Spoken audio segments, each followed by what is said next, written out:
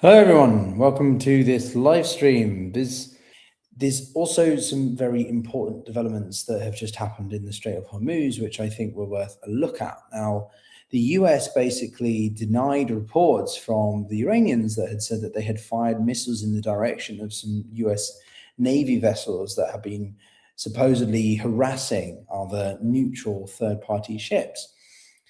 Quickly, I think it becomes apparent that this is one side's narrative versus another's, one claiming that the other has been harassing versus the other that denies any and all form of knowledge about it. And therefore, this is, well, it's just a war of words, it's information warfare, it's propaganda, and who's doing a better job of winning that narrative or framing that narrative and winning the minds of everyone else watching. And right now, it looks like the Iranians do definitely have the upper hand, although we've seen in the past that when they've claimed something hasn't happened, it might have happened in some way, shape, or form. Both sides stretch the truth, but it's more the question of who's more desperate to frame it in such a specific way. And the more that this goes on, the more apparent it is to me, and I think quite a few people, that the United States, or specifically Donald Trump, is really trying hard to influence the narrative, to try and find a way to frame the situation as being okay, it's manageable. The United States has it under control, and that there is a peace deal imminent. The peace deal is on the way. But this has been going on for the best part of 2 weeks now, and we've not really seen anything in the way of a comprehensive agreement being established. This MOU, which is not a complicated thing really to do, to acquire, to assess, to establish, if you know how to do it, which Trump doesn't, it's taking a long time relative to what an MOU should be. So, because at the end of the day, keep in mind, an MOU is just the framework for actually establishing a deal. So these guys are just trying to agree on what to agree on, and they can't even do that. So the more that Trump keeps emphasizing, having to repeat, having to sort of really emphasize that there is a deal imminent, shows that he's pretty desperate for one, but things don't look quite as cushy as the United States would like you to believe, or he would like you to believe as well. Meanwhile, he's getting distracted with his suggestions over his mega ballroom in the White House and the cost of that, and of course, just generally the situation. But on the other hand, the recent breaking news has been that the US naval blockade has bled Iran of nearly $6 billion in oil revenue. So that's a sixth of what the oil it was shipping before the war began. You know, the blockade, or the number of ships transiting the Strait of Hormuz before February 28 varied between 130, 140 ships. Now it's a tenth of that, if that, a tenth. If you get double digits, that's a good day. And this is where the escalation remains. The US action has come because the Strait of Hormuz is probably the most important waterway in the world, and the US is trying to enforce the capitulation of the Iranians by essentially doing a blockade of a blockade. There you go. Just you can look like a millennial and hold the microphone. Exactly. Sort of Unfortunately. Well, it's good to see you, Aaron. Yeah, you just too. You are. Aaron David Miller is one of the America's foremost experts on the Middle East and foreign policy, and of course Iran. And we had you on, I think, back in April, Aaron. And what I was taking the audience through simply was that in the time between that the US blockade has come into force, it's dropped. Revenue has dropped from, I think it was about 5.1 billion in March to around 837 million now in May. So that's an 84% drop in a couple of months. How do you interpret that figure from the US perspective? I mean, as I mentioned, I think the current figure I had is the Iranians are losing $500 million a day, $500 million a day because of the blockade. The question is, what is their pain threshold, and is it higher or lower than Washington's? So far, there's no indication to suggest that any amount of military or economic pressure is going to fundamentally change their calculations. I just listened to an interview that CNN did with the military advisor to Moshtaba Khamenei, the new supreme leader. And he basically said that negotiations are at an impasse, and the U.S. has to release at least $12 billion in frozen assets as a sign of good faith. So it strikes me that we're in a sort of a twilight zone between the prospects of real escalation, not tit for tat that we've seen, serious escalation, and the possibility of a diplomatic pathway. I just don't see much opportunity right now for any give in either Iran's position or in Trump's. Trump mentioned the other day we could see the blockade go on until Labor Day. Now, the oil markets have been remarkably stable. Brent should be much more than 90 plus. And the reason it's not, there are several reasons. Number one is inventories, which were flush when this conflict began. Second is depressed global demand. A third is you had a lot of floating oil, that is to say, oil at sea, which had been sanctioned. And the Americans lifted sanctions on Russian and Iranian oil in order to feed the market. And finally, I think the administration has been brilliant at using Trump's social media posts to basically persuade the oil market that a deal was right around the corner. But the longer you go into the summer season, particularly the driving season here, the greater the chances of a dramatic rise in the price of oil as inventories run out. And that's not just oil; it's natural gas. We in the Qataris are the world's two largest producers, and the Ras Laffan natural gas facility, the Qataris produce 25% of global natural gas. That facility has been damaged by Iranian strikes, and according to some, would take years to repair. So everybody is hurting. Least of all, the international economy is hurting. Asia Pacific, those countries are really getting hammered. Vietnam, Malaysia, Japan.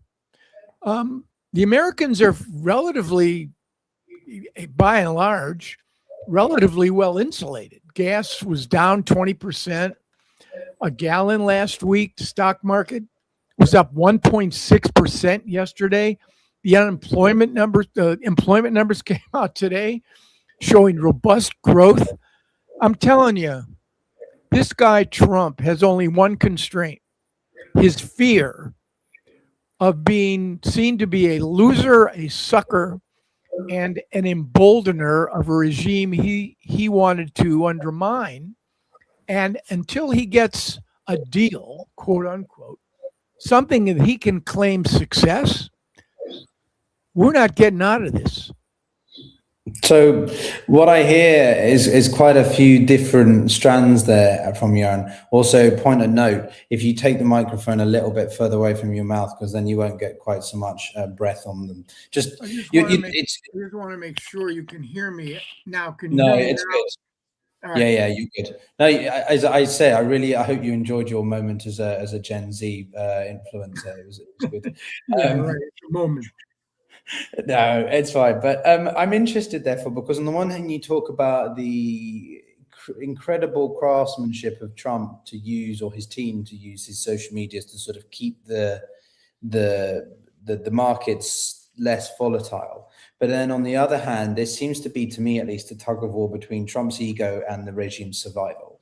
And I think it's pretty clear that one has a greater existentialism than the other. One is more likely to bend, even though Trump doesn't want to admit that. I think it's that he has to forgo something in this. Otherwise, he's stuck in this war. So, like, how long can the United States administration manage Trump's own shortcomings? Because I think that's a critical. He seems to conflict his own team half the time. I mean, what are the drivers? What are the constraints? Yeah, midterms. He's not on the ballot. He can blame Republican losses on bad candidates.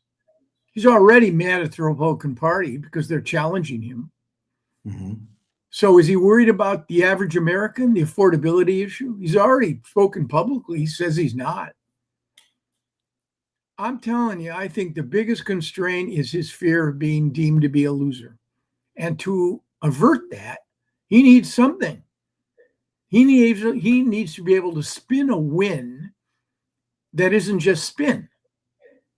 And right now, on the two critical issues that will determine who won and who lost this war, I think the Iranians have more cards to play. One is the Straits, which will take weeks, even if you had a deal to open. And who knows what the Iranians, I think the Iranians want to be paid for reopening something that was already open the day before the war started.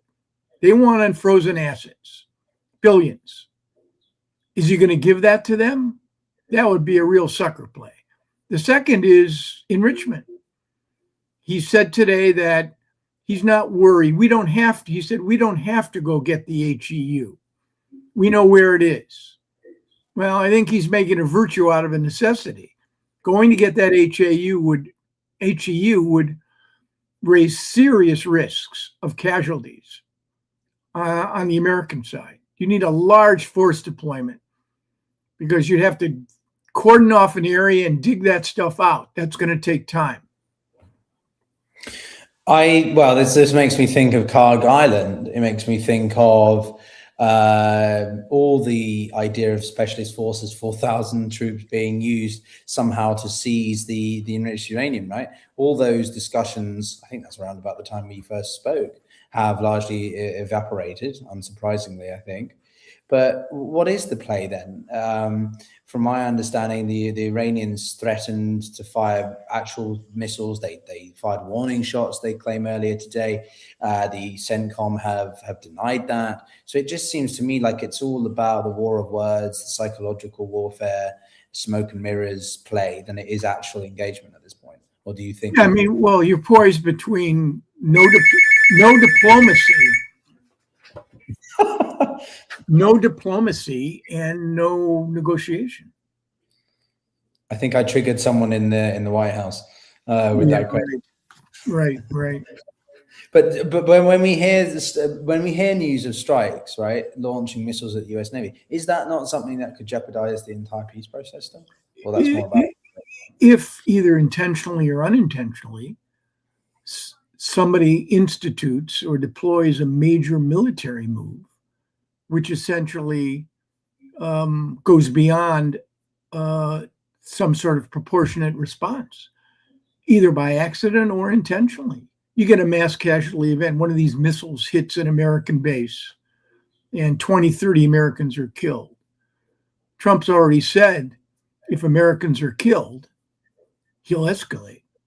So there's always that danger. And I think the Iranians also, there's an argument by people who follow Iranian politics on a much more granular level than I do, that the Iranians feel that the ceasefire is causing them to lose their advantage, that they've got to raise the costs to the United States somehow, or to the Gulf states. I don't know what that is. Well, okay, I want to get to a big crux, which was the past couple of days.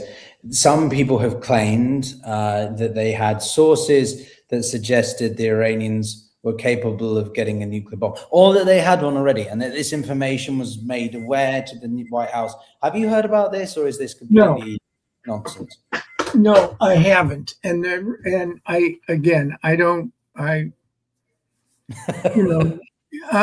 was born in Ohio, but the slogan for the state of Missouri is the show me state. So I just, no. Do I think the Iranians have a deliverable nuclear weapon? No. Do I think they are a latent nuclear weapon state? That is to say, they have all the elements and the know-how. They have the fissile material. They've got the computer modeling. They know how to miniaturize the warhead. This thing takes time. These things take time, and they can be done in smaller laboratories, which are much more discreet, much more hard to find. So I think that's where this regime is going. They want to become a latent nuclear weapons threshold state. They would argue that this never would have happened had the Iranians had a bomb. Same argument that Gaddafi used, same argument that Saddam used, and the arguments that a true nuclear weapon state, North Korea, uses. So those who have claimed this are a couple of people who you may have heard of being, shall we say, of a opposing view to the mainstream. Larry Johnson, and I think he's called Pepe Escobar. These are independent people who are often appearing on alternative media outlets, and they've claimed that there's been some kind of unconfirmed source or a single source, which is very convenient, that the Iranians have actively been able to acquire a weapon. Now, okay, so let's assume for the sake of argument they're right. So what is that? So what? Well, doesn't that change the entire calculus of the U.S. grand strategy towards? Well, but we've just conducted. I mean, assuming if they have it now, they had it on February 28th. And the U.S. and Israel have conducted a massive military campaign. Didn't seem to stop the U.S. And what are the Iranians going to deploy? Is it a tactical nuclear weapon? They're going to deploy a tactical nuclear weapon. You have radiation linkage. You have weather patterns are extremely important here. And then, of course, there's the response of Iran using a nuclear weapon against whom? Against what? Do they have the capacity to strike the continental United States? This is not a crazy regime. This is a regime interested in survival. The use of a nuclear weapon against Israel or the Gulf states or Europe, if they had a reliable delivery system to hit the United States. Well, there's two things to that, Aaron, because I think it was back in early May, there was that revelation that the Iranians may well have capabilities that could reach Diego Garcia. Now, I don't know if you view that as... Yeah, but with what, a single strike? To do what? They've got 20 U.S. military bases, literally within miles. Their short-range ballistic missiles and drones have already proven that they can hit U.S. military bases. And if you believe the BBC reports, the damage to those bases are much more extensive than this administration is letting on. So they don't need to hit Europe. They have deployed horizontal escalation, and they've done it in a way that is incredibly powerful. They've turned geography into a weapon. They don't need a nuke to get the world's attention. They don't need a nuke to hold the world's economy hostage. They don't need a nuke to compromise the future of the Gulf states. The Dubai model is now completely up in the air. You want to turn the Gulf into a financial, a high-tech center of culture and sports and finance. You need security and stability to do that. And the Iranians have demonstrated there is no security and stability. One more point. You also need a degree of openness. And you see what's happening. These states are cracking down on domestic dissent, particularly on Shia, indigenous Shia communities. That's going to mean that they're going to be more authoritarian, more oppressive, and more concerned with their own security. And they're going to face an embittered, angry, powerful Iranian regime with whom they're going to have to figure out a way to deal. So the Iranians don't need a nuclear weapon to I mean, again, I just, when you talk about Putin's use of, had Ukrainians broken through and taken back Crimea, or were about to, I think Putin might have deployed a tactical nuke in Ukraine. Wow, that's quite Crimea is particularly well. Okay. So that's an interesting line of thought there, Aaron. So the claim that these guys have made is that the warhead, if they tested it, it would be done as a demonstration, and it could be done underground, right, as a way to not actually strike someone, just to show that they have the capability of this weapon. But to me, that seems like a wastage of the weapon because you don't exactly have tons of warheads. I just don't see how. Had Iran had a nuclear stockpile of deliverable tactical or strategic nuclear weapons before this campaign, an administration would have given second thought. That they developed it now, when the U.S. continues to strike Iran with impunity whenever it wants, when it's created a naval blockade that's costing the Iranians $500 million a day. I can't imagine under what circumstances this regime would deploy a nuclear weapon knowing what the consequences would be. So then the other factor to this then is, you mentioned Mojtaba, so I kind of want to get your thoughts on that. Is that the first time we've actually heard from him? Because as far as I'm aware, he's had pronouncements that have been issued in his name. Look, I'm not an Iranian expert. I don't play one on TV or on podcasts. I think that the degree of opacity, we cannot see through this veil. Most of the reputable, I'm interviewing Danny Citranovich, who is the IDF's top military analyst on Iran for 20 years. Danny's read on Iran is the best read. On Tuesday, I'm interviewing him. Danny's read is the best read of any Iranian analyst out there. And I think that even Danny can't predict or fundamentally understand what is the role of Khomeini's son, al-Khamenei's son. I don't either. So who knows? Trump's offering to meet him. Well, he said he's a great guy or something, didn't he? He seems to have a real appeal for the alternative types like Kim Jong-un and now Mojtaba Khaname. So this leads me to a broader thing that I've been postulating on for a long time. And I was very curious to hear your thoughts, which is, I personally think that this war has given Iran an unprecedented amount of strategic clarity. I know you're not an Iranian expert, but could you agree that Trump's war of choice has enabled the Iranians to recognize that a nuclear bomb isn't actually their biggest asset? The Strait of Hormuz is geography, as you mentioned before, right? Yeah, 100%, 100%. And it's emboldened the regime. I mean, there will be a bill to pay after the war ends, and at some point it will end or de-escalate.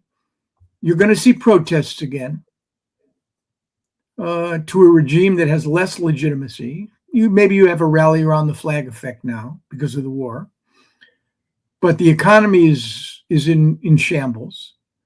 Expectations will rise. Iran is going to need a lot of economic money, financial money, in order to begin to piece this back together again. I think that the single most important thing that has happened, other than weaponizing geography, was the killing of Ali Khamenei, because he has, more than anyone else, he is responsible for the policies of the Islamic Republic since he ascended in 1989. Whatever form it emerges in, it will not be the same Iran, because he's out of the picture. And whether it's a more militarized, securitized elite running the country, whether the clerics have let them, what I call the malacracy, has less influence over policy, how ideology and prosperity equate. My colleague Kurzin Jaipur, who's an outstanding analyst of Iran, believes that for decades, ideology was more important than prosperity, and the Iranians were prepared to sacrifice prosperity in the service of their revolution and their ideology. Will that change now? You have a bunch of hard men who are not clerics running this country. They control the oil, the guns, the money, the information. They're going to have to run and administer this state going forward. So I don't know how it's going to change.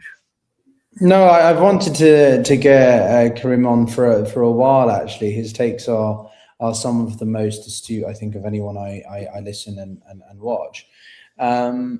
I guess it's just from a sort of US strategic perspective then. Trump's now forever stuck in the Middle East. Would you not agree that even if the war does come to some kind of closure, he's now going to be mopping up the mess? And I'm primarily thinking about in the context of Israel. I don't know. Colin Powell, actually, it's Tom Friedman, basically said it's a pottery barn rule. You break it, you own it. I think Trump's view of the Middle East is, I broke it, you own it. I don't think Trump is committed to, you look around, he's steered, Syria has been an interesting issue for him. Gaza is divided, dysfunctional, and sporadically violent. There's a ceasefire after a fashion, but Hamas is not going to disarm. Lebanon is going to continue to be a mess. But none of this is going to involve huge amounts of American military deployment of American forces. He's certainly not going to pay for any of this. There won't be any money other than what it costs to wage war, the $30 billion or so that it's cost. So no, this is not Trump's Vietnam. Someone said to me, this is Trump's Vietnam. No, it's not. This is not Iraq and Afghanistan. Vietnam, 53,000 Americans died. But how can Trump untangle himself?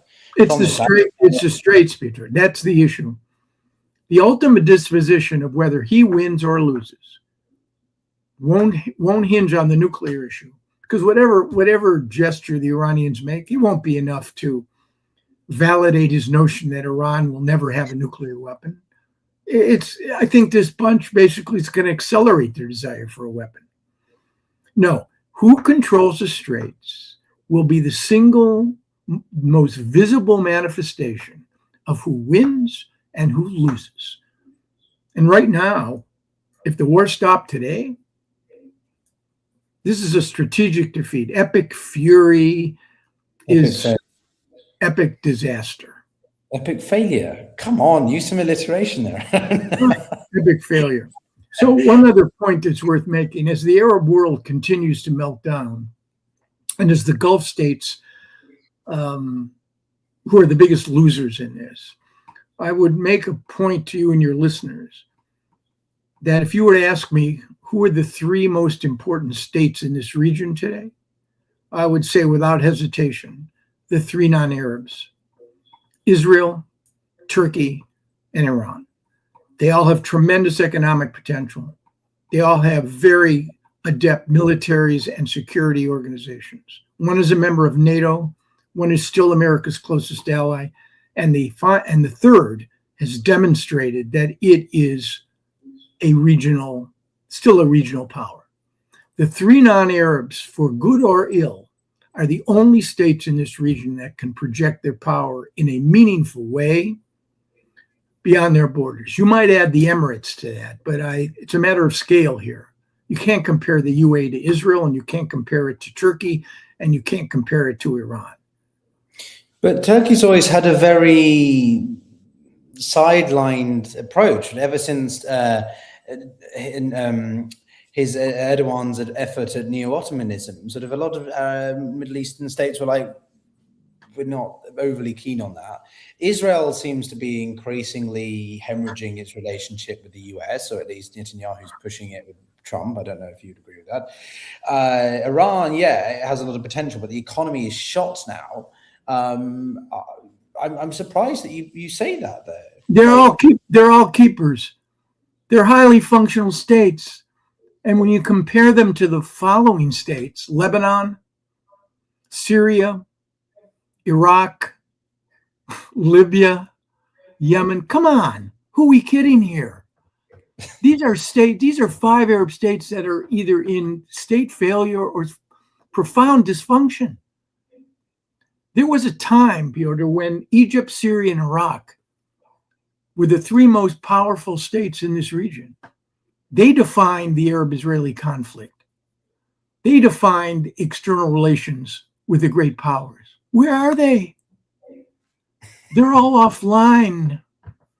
They're all offline. The Gulf was the thing, but the Gulf has just been hammered. And the Gulf is at odds with itself. Look at the UAE and Saudi. I mean, and the Emirates have doubled down on their relationship with Israel. They let the Israelis deploy Iron Dome. They've criticized their Gulf neighbors for not standing up to Iran while the Israelis came and bailed them out.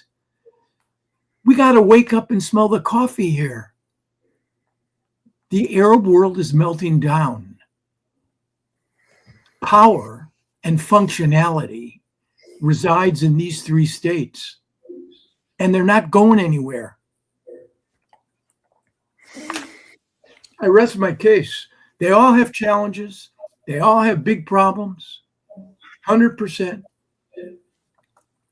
But how can you say that the Saudis are not a player? Okay, I didn't say they weren't a player, but they can't project their power in the way the Israelis or Iranians can. They're running scared. They're the fourth largest expenditure on military equipment in the world, and yet they're defenseless. They're weak. They require an American security umbrella to protect them. Well, maybe they don't want America anymore, as we see what's happening. Well, they don't have much of a choice, because if in fact if CENTCOM wasn't around on February 28th, can you imagine the degree of destruction that Iran could have invoked on these Gulf states? How sustainable is this, though, for the Iranians? Because the economy underpins a lot of it. I don't think it is. I mean, how sustainable is it? We're in the fourth month of this war, and Iranian demand seem to be going up, not down. Have you seen any fracturing on the part of the regime? Have you seen an iota of public protest? Well, they've been conducting executions. They've been conducting efforts to suppress. Right. Is my point. They, other than the Chinese, they probably execute more people a year than any other country. The Middle East is a mess, and America is the cause of that? That's the basic problem for the United States. It cannot extricate itself, and it cannot transform the region in ways that it would like. So if there's no extrication and there's no transformation, what then is a sensible policy for the United States? I would say it's smart transaction. You identify your interests. You assure that means and ends are available to protect those interests. You help when you can, but you avoid any notion that you can somehow reshape or refashion this region. You can't. At any rate, isn't this fundamentally, though, what this is all about? Trump thought he could. This was all about regime change. This was all about... Right, and the Israelis believe that too. And once again, American ideas on peacemaking and war making have, more often than not, gone to this region to die. And on that optimistic, positive note, I think we've come to the end of our session. Anytime you want to do it again, let me know. Well, Aaron, I have one last question for you then before you go. Yep. As the host, I have to do the signing off. Otherwise, it looks unprofessional, right? Which is simply that. It's always a pleasure to talk to you. I guess what I would simply ask you is then, you make a lot of very definitive statements, or you're quite definitive on what you think is the state of play. But if we were to reconvene by the end of the summer, probably before that, hopefully before that, and nothing has changed, how long can this merry-go-round, which is the analogy I use it because I just think it's a joke, a circus, how long can this continue to go round? What will be the actual cost to the US economy? What will it take for the US administration, forget Trump, for the broader machine around him to be like, okay, we need to do something because our POTUS isn't? I think unless you see oil at $130, $40, $50 a barrel, Brent at $130, $40, $50 a barrel, unless you see a severe rise in unemployment and an inflationary cycle that surprises, unless you see real damage to the American economy, the way Trump's policies have damaged other economies. Because here's, and I would answer that question with this one: where's the rest of the world? The Europeans are marginal to this. The Russians are getting rich, and the Chinese, even though they want to see the straits open, they've insulated themselves with coal, with renewables, with huge inventories. So maybe at some point China will, I don't know. But right now, I cannot see one definitive, I just can't predict a moment that will somehow shock or impel the two major combatants, Iran and the US.